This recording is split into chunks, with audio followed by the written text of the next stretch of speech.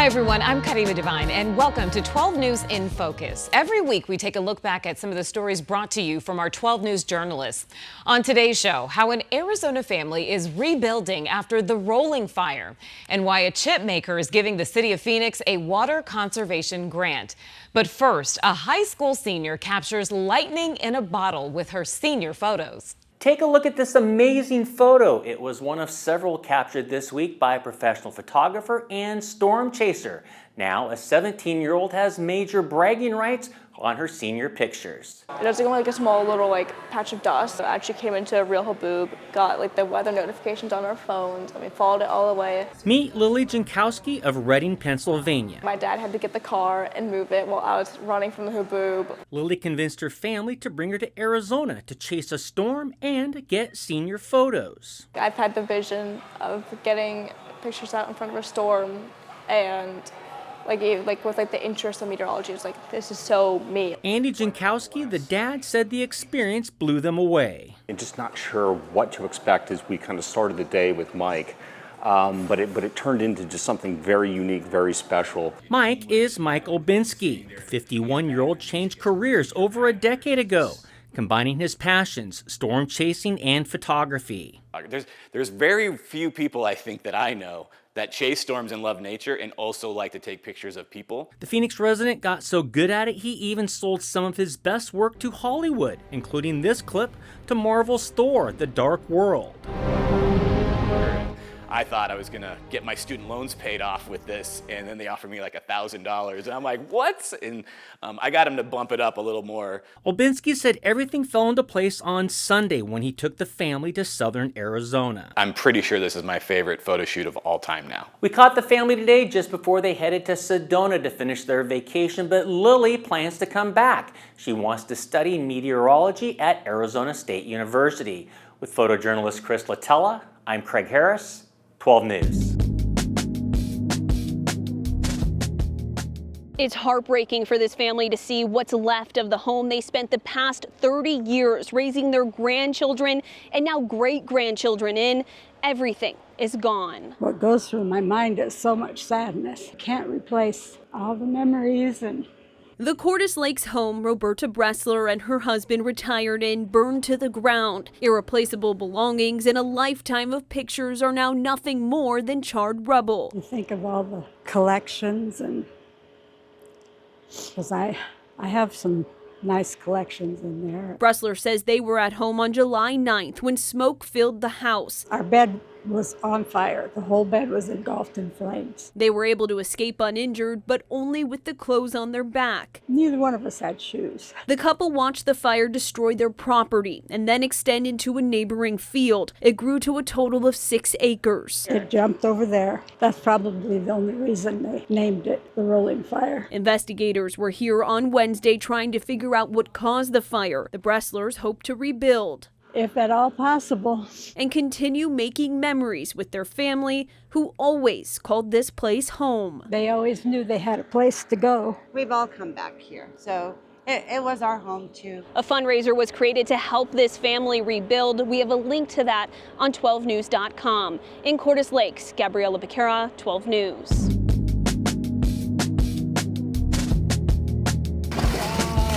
For the Melzers, their dog Ansel is family. He's just their guardian. He loves his people and he loves his girls and boys. So when he accidentally got out during Monday's monsoon storms, We let him out to go to the bathroom, but we weren't aware that one of the kids must have left a gate open as they were excited with the rain. panic set in.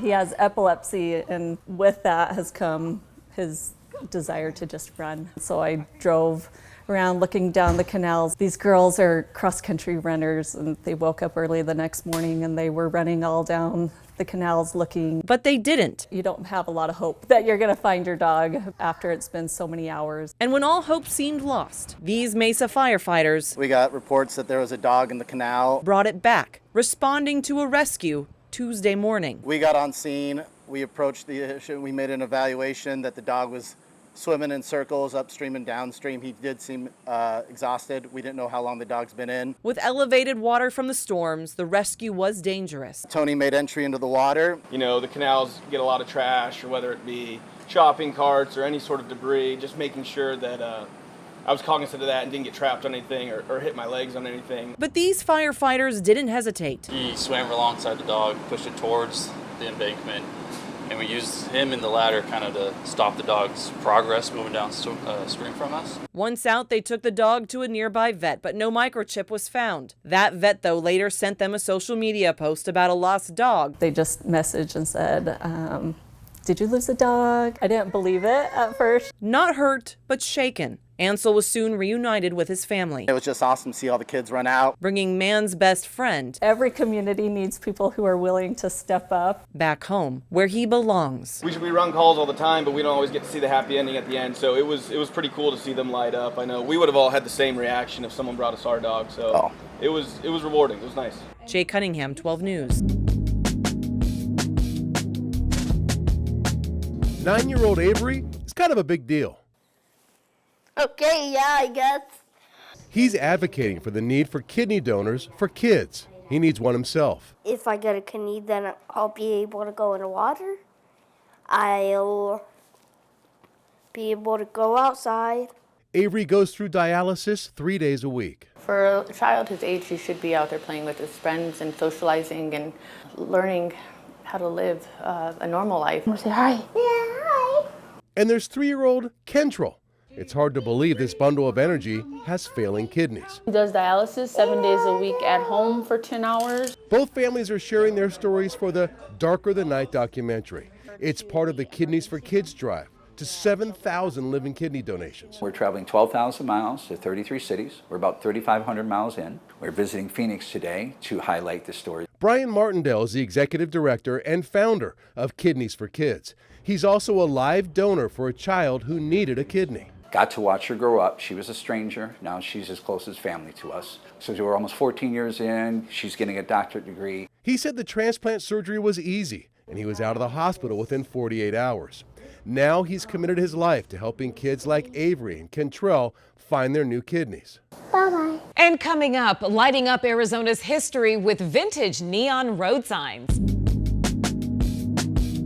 These specialty classrooms will be open when students head back to school in the coming weeks. But behind the scenes, the districts paying for many of those career programs are locked in a funding dispute that's now stretched from the negotiating table into the classroom, leaving long-term answers and taxpayer dollars in limbo. When school starts this year, high schoolers will still put on lab coats, wear welding glasses, look through microscopes and camera lenses, hands-on learning as they know it. That's because all 9 East Valley school districts said they'll dip into reserves to keep career and technical education, or CTE, programs funded, even without a new agreement with the East Valley Institute of Technology. The dispute began after EVIT and the districts couldn't agree on a new intergovernmental agreement, and when talks broke down, EVIT cut off funding to district-run CTE programs altogether. Craig Pearson, Higley Unified School District's Assistant Director of CTE, says that hit close to home. EVIT, for the first time in our 30-plus year history, cut off our funding. So we have 23 CTE teachers. We run 20 different programs, so that was a loss of about $2.2 million. District leaders say satellite programs give more students access to career training without leaving their home school for half the day, a real hurdle for athletes, AP students, kids in fine arts. It doesn't mean they shouldn't have the opportunity to get quality career and technical education. After months of failed talks, the districts sued in December. In June, a Maricopa County judge sided with them on a key point, ruling that without a new agreement, EVIT has no oversight over how districts spend their share of CTE funding. The school districts get to use that money as their money, and if EVIT doesn't have an IGA with them, then EVIT doesn't have any oversight. But the property taxes that fund those programs are still being collected. They're just sitting frozen without a new agreement in place. Reserves keep classes running this year, but it's not permanent. Tempe Union estimates it can self-fund for about 3 years.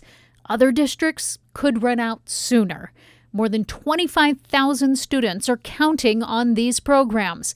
And right now, their future runs through a courtroom, not a classroom.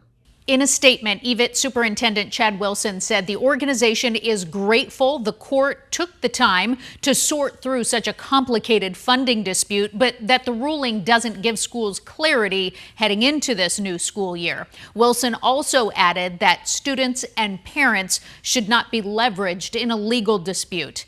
School leaders on both sides do say they hope negotiations resume, because if they don't, the question shifts from whether students are affected this year to how long districts can afford to shield them from it. That's your Education Impact. I'm Nohelani Graff, 12 News. The Taiwanese chip maker is working to show they want to be good stewards, announcing recently they are giving the city of Phoenix a water conservation grant. The $115,000 project will support irrigation upgrades at 2 Phoenix area parks, allowing the city to conserve more water and avoid using sprinklers when it rains. Of course, the big announcement Thursday, TSMC is seeing a windfall of profits and plans to expand. They will invest another $100 billion to add 4 more fab plants in Arizona in the coming years, in addition to 6 plants already built or in the works. These massive factories make chips that power the AI revolution. It comes at a cost. For one, the factories use a lot of water. And there are a few encouraging signs that Arizona's water woes are turning around as the climate warms. Between lowering aquifers and the Colorado River reductions, it's not a secret. Water is a big concern. Taiwan's National Development Council told the Taipei Times in May that water and labor shortages are 2 challenges in Arizona for TSMC. TSMC tells 12 News they recycle 65% of the water they use in a water resource center. They are constructing an industrial reclamation plant that would get them to 90% or better recycling. They say that plant should be operational in 2028. The city of Phoenix tells us regarding TSMC's water consumption, the water that serves TSMC is predominantly from the Colorado River, adding the city system is designed to serve all customers through long-term planning with a portfolio of 3 rivers, groundwater and reclaimed water. And they say the city of Phoenix plans decades into the future to ensure supplies support existing customers and anticipated growth. The city declined to comment specifically on TSMC's projected water use. One sign of Arizona's worsening long-term drought, the most recent federal proposal over sharing Colorado River water calls for up to 77% in cuts from the Colorado within 10 years. The river makes up one of 3 major sources for the valley's water, along with aquifers and the Salt River water system. Joe Dana, 12 News. These signs once competed for attention along Arizona roadsides. Now they're preserving pieces of local history. It just brings back memories of the past, going on road trips and staying in motels like this with the neon signs. For Dan Moreno, the Casa Grande Neon Sign Park is one more memory made in Arizona before hitting the road. And I'm kind of doing a sort of bucket list of last things I want to see before I move all around Arizona. This caught my eye, so I figured I'd check it out. All of these signs represent a business, a family, somebody who played a key role in Casa Grande's history. What do these neon signs tell us about Arizona's past?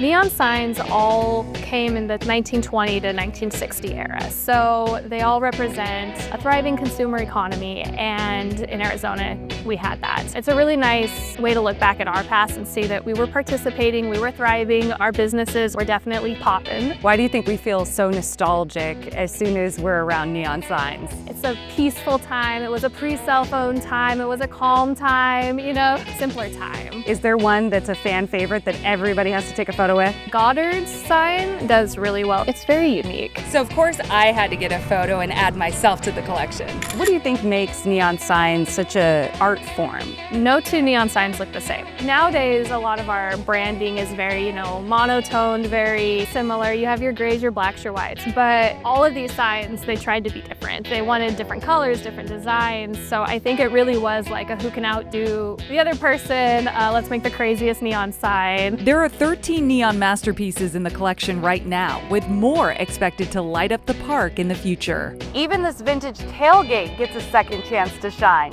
So after you're done strolling through decades of local history, come grab a seat and soak in the neon from a whole new perspective. For Rediscover Arizona, I'm Crystal Long. And coming up, a Scottsdale runner reunites with the first responders who saved his life. and I will resist you with my last ounce of strength. Strength is irrelevant. Resistance is futile. As the Borg from Star Trek used to say, resistance is futile, because wherever you turn these days, Warren Peterson In worked the with truth, Katie Hobbs to Shaw spend has sided hundreds with of millions on Republicans Democrat over and over. meetings. political attack ads are unavoidable, Said ESA money meant for my kids could be spent on anything I want. and there's no limit to the nastiness. Every year we seem to outdo ourselves. Every year we seem to, we've dialed to 10. We can't go any higher. And then somehow we go to 11. And that's what it feels like. And in part, it's because the flow of information is so simple and so inexpensive. Anyone can have a megaphone and anyone can say anything. And standards have fallen, cultural standards have fallen over the decades. And they've set new lows where there are no boundaries. But do they work? I asked longtime political consultant Stan Barnes, a former politician himself. Why are most advertisements negative? And I think the answer is they work. And it's no more complicated than that. Arizona Republicans had his back. Everyone except Mark Lamb. It is demonstrably the thing that moves voters. There's another human frailty in that we believe bad news more than we believe good news. And the bad news about a candidate seems to play into your instinct. Yeah, they're all bad. And that's why they're politicians. Warren Peterson left his wife and 5 young children. Look, let's face it, politicians have always taken shots at their opponents, but the gloves really came off in 2010. What about Citizens United? It seems like that was when they went from boxing to the UFC. You know, I mean, now you have dark money and corporate money pouring in. You don't know who's spending it. Everyone in politics knows that the dam broke when Citizens United was decided by the Supreme Court. And now corporations are people and money can flow.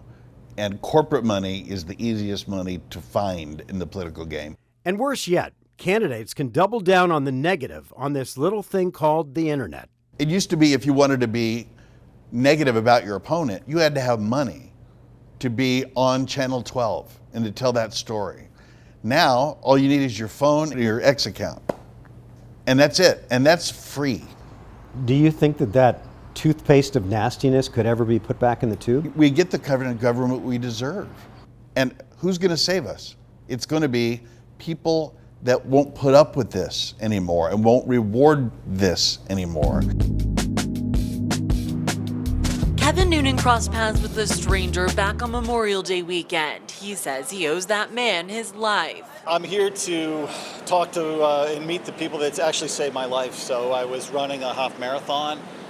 Turns out I had a genetic disorder that I didn't know about, and now I know, and was actually dead. And they brought me back, and here I am, and thriving, and everything's great. Noonan's son Dean was running the race with him that day. So we were on the other side of the canal waving to each other every time, just telling each other to keep going, and then didn't see him for a while. I ended up finishing the race, and then I was on the phone with my mom. She was like, "Where is he? He should be done by now." And she ended up, while I was on the phone with her, she ended up getting a call from the hospital or the ER that I needed to go there. Bystander Larry Crane was running nearby when Noonan collapsed. I saw Kevin probably a quarter of a mile ahead of me. He was going forward, and I caught him by his shirt. And then from there, he fell backwards. I caught him from hitting his head. I laid him down.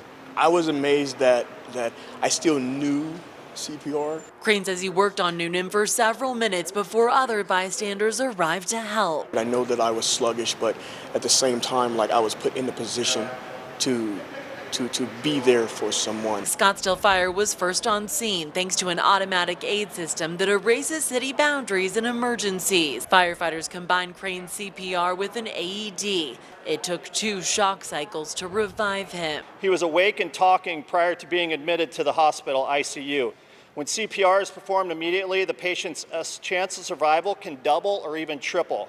The actions taken before Scottsdale Fire's arrival were exceptional. Noonan gave Crane his own St. Christopher Medal, patron saint of travelers, the same one he wore the day Crane saved his life, and got another one to continue wearing. Here the department honored Crane with a plaque for his quick thinking, and Noonan met the Scottsdale firefighters who responded. The feeling of meeting the bystanders, meeting the firefighters. There will not be a day that goes by in our lives that we don't think about them. And Larry will forever be a part of our family. You brought me back. I just believe that God put me at the right time. Anytime I have a heart attack, I'm going to call Larry first. Scottsdale Fire says anyone can learn hands-only CPR. Classes are available for groups through the city's website at no cost. In Scottsdale, Trisha Hendricks, 12 News. Gonna sing! Holy The sky darkened, the wind picked up, and before long, 3 teens were battling the storm on Saguaro Lake. Here comes the worst. Here comes the worst in this rain, bro. They made it through safely, but Lake Patrol officials say monsoon storms like this can quickly turn dangerous. We get a ton of 911 calls from people that go into panic mode as soon as it starts raining and storming. Monday night was no different. Sergeant Rob Marski with MCSO Lake Patrol says the storm generated several calls for help. It's the wind that catches people off guard. In 2024, the Coast Guard recorded 97 boating accidents in Arizona, 9 of them fatal. Marski says in Maricopa County, weather is a factor in many of those tragedies. First thing you're going to want to do is look at the weather report, right? Install a weather app on your phone. Anticipate what's going to happen later on in the afternoon. And if a storm starts moving in, don't try to outrun it. It turns into mass chaos at the boat ramp because everyone's fighting for a position and the boats are blowing sideways while they're trying to pull them onto the trailer. He recommends finding a protected cove to wait out the worst of the weather. Set your anchor to prevent you from blowing into shore. Let it go, pass by. Then when it's done, just get back on the river and continue your float down. Reporting in Phoenix, Maria Staubs, 12 News. And thanks everyone for watching. And just a reminder, new episodes of 12 News in Focus premiere every Friday on the 12 News app. All you have to do is download the app for free and you can watch it on your TV devices. I'm Kariba Devine. Have a fantastic rest of your weekend.